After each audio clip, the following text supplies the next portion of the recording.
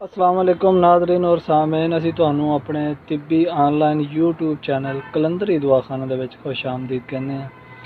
ਜੇ ਤੁਸੀਂ ਨਹੀਂ ਚਾਹੁੰਦੇ ਡਾਕਟਰ ਦੇ ਕੋਲ ਜਾਣਾ, ਚਾਹੁੰਦੇ ਹੋ ਮਹਿੰਗੀਆਂ ਦਵਾਈਆਂ ਤੋਂ ਜਾਨ ਛਡਵਾਣਾ, ਤੇ ਨਾਮ ਬਸ ਯਾਦ ਰੱਖੋ, ਸਿਰਫ ਕਲੰਦਰੀ ਦਵਾਖਾਨਾ। ਦੋਸਤੋ, ਆਉਂਦੇ ਆ ਆਪਣੇ ਅੱਜ ਦੇ ਨੁਸਖੇ ਦੀ ਤਰਫ, ਜਿਹੜਾ ਹੈਗਾ ਜੇ ਹਿਚਕੀ ਦੇ ਮੁਤਲਕ। ਬਾਅਦ ਔਕਾਤ ਐਵੇਂ ਹੁੰਦਾ घर ਦੇ ਵਿੱਚ ਕਿਸੇ ਨੂੰ ਹਿਚਕੀ ਲੱਗ ਜਾਂਦੀ ਆ, ਜਿਹੜੀ ਪਾਣੀ ਪੀਣ ਦੇ ਨਾਲ ਵੀ ਰੁਕਣ ਦਾ ਨਾਮ ਨਹੀਂ ਲੈਂਦੀ। ਉਹਦੇ ਵਾਸਤੇ ਦੋਸਤੋ ਬੜਾ ਹੀ ਆਸਾਨ ਨੁਸਖਾ ਤੁਹਾਡੇ ਘਰ ਦੇ ਵਿੱਚ ਮੌਜੂਦ ਆ। 1 ਤੋਲਾ ਬੜੀ ਇਲਾਇਚੀ ਛਿਲਕੇ ਸਮੇਤ ਤੁਸੀਂ ਉਹਨੂੰ ਕੁੱਟ ਕੇ ਉਹਦਾ ਪਾਊਡਰ ਬਣਾ ਲੈਣਾ।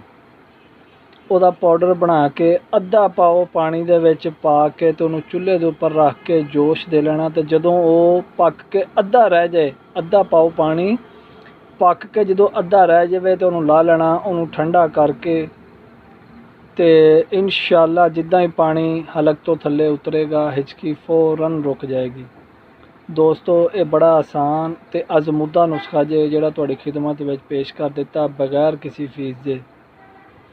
ਤੇ ਦੋਸਤੋ, ਸਾਡੇ ਚੈਨਲ ਨੂੰ ਲਾਈਕ ਵੀ ਕਰੋ, ਸ਼ੇਅਰ ਵੀ ਕਰੋ, ਸਾਡੇ ਚੈਨਲ ਨੂੰ ਸਬਸਕ੍ਰਾइब भी करो, तो अपने दोस्तों के नाल शेयर भी करो। अस्सलाम वालेकुम।